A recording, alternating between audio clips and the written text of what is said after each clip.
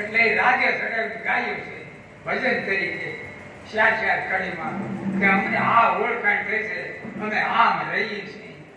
એ એટલે એને વાણી ભરે રજૂ કરી કે અમારી સ્થિતિ આવે આ સ્થિતિ અમે માનીએ છીએ. એ શબ્દોથી રજૂ કરીએ છીએ. તો મુક્તપણું તમારે જો માનવું હોય તો અહીંયા વાણી નથી કે ગગન મંડળમાં ગોજીઓ જ્યાં નર સૂતો છે નિરાધાર ત્રણ પુરુષ જેની સેવા કરે રામ કબીર ને રણુપાલ.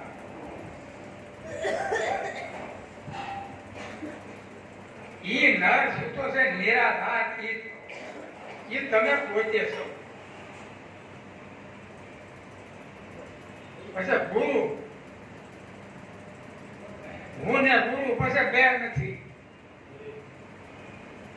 ગુરુની સ્થાપના આમાં થઈ ગઈ છે ને આપણામાં જે કસાઈ હતી એ બારી કાઢી નાખી, અહંકાર કાઢી નાખી. ગુરુની સ્થાપના થઈ ગઈ છે આમાં. ગુરુ પોતે છે.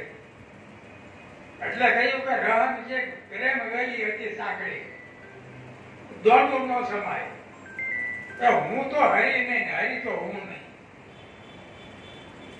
ગુરુ સેવું છું નાતો મટી ગયો છે. શું કરવા કે ગુરુની સ્થાપના એમાં થઈ ગઈ છે. અહંકાર ને પાડો કાઢી નાખ્યો. એટલે જે કઈ શાનમાં અનુભવે છે એ ગુરુ શાન છે. એ શબ્દથી એ ગુરુ શબ્દથી આપણામાં રજૂ થયા કરે. એટલે જ્યાં ગુરુ ને શિષ્યનો નાતો મટી જાય છે. એટલે ઈ ગુરુ ગંગા સતી કે પિંડ ને બ્રહ્માંડ થી પરસે ગુરુ પાન પાડે.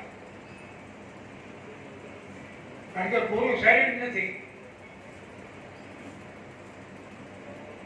ગુરુ તો તત્વ રૂપે છે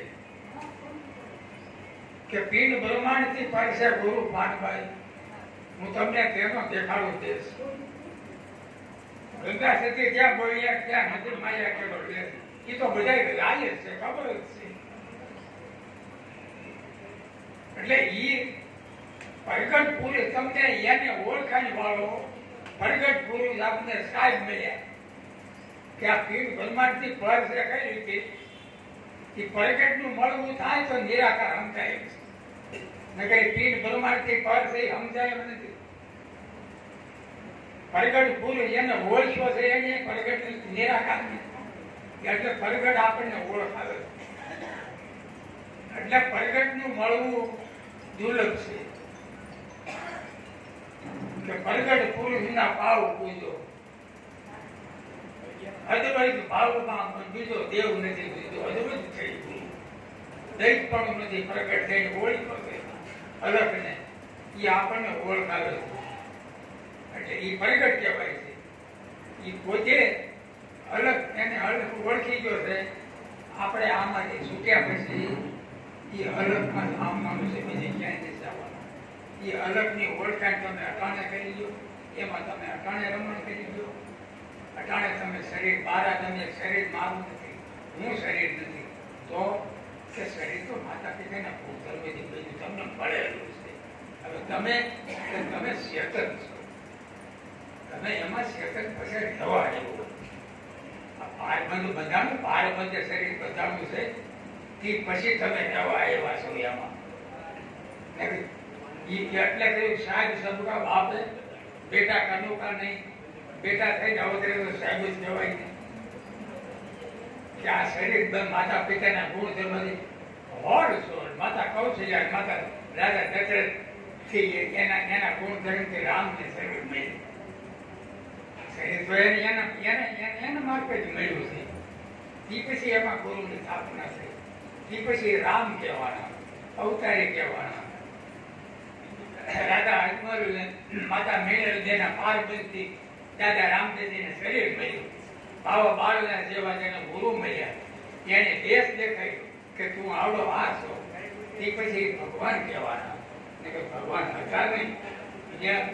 એટલે કીધું સૂતો જગાડ્યો, દેશ દેખાડ્યો. અલગ પુરુષ ઓળખાયું. અલગ પુરુષ ઓળખાયો. અલગ પુરુષની તમને ભાન થઈ ગઈ.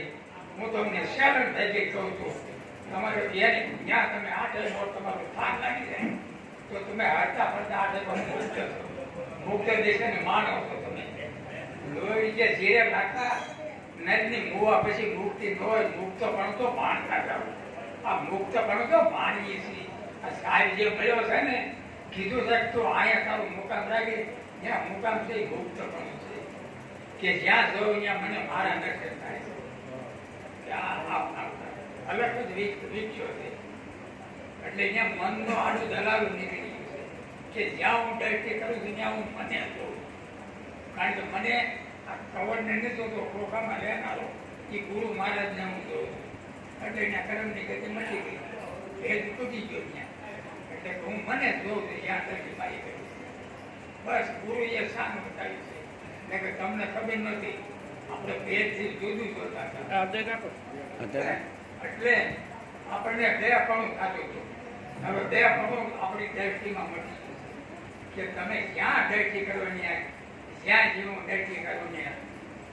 અરુણાબેન કહે છે ને કે યસો ખેલ રેશિયો મારે દાતા, જ્યાં જોઉં ત્યાં તું ન છું. જ્યાં હું દ્રષ્ટિ કરતું દ્રષ્ટિ થઈ છે બ્રહ્માકાર. બસ ગુરુ થઈ ગયો, કપાલો પતી ગયો. આ જન્મ મરણના ધક્કા થઈ ગયા તમારે. આ પુરુષોત્તમ જેવો સાહેબ તમને બાવળે જાણે પટકોદમાંથી બહાર કાઢી દઈ ગયા. હવે તમારે હું સેવા મુક્ત પણ માનો. આ હોય સુવાસા હોય ત્યાં લગી આ પારબંધ છે ને, પારબંધ ભોગી દો. પારબંધ ને એમાં આપણું કાંઈ નથી આવે. પારબંધમાં જેમાં લખાઈ ગયું છે એમાં ફેરફાર નહીં થાય.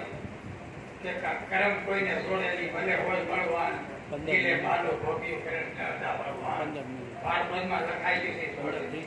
તો એ પારબંધને ભોગી દો અને બહાર નીકળ્યા તમારા તમે જીવતા મરી ગયા, મરી જીવા.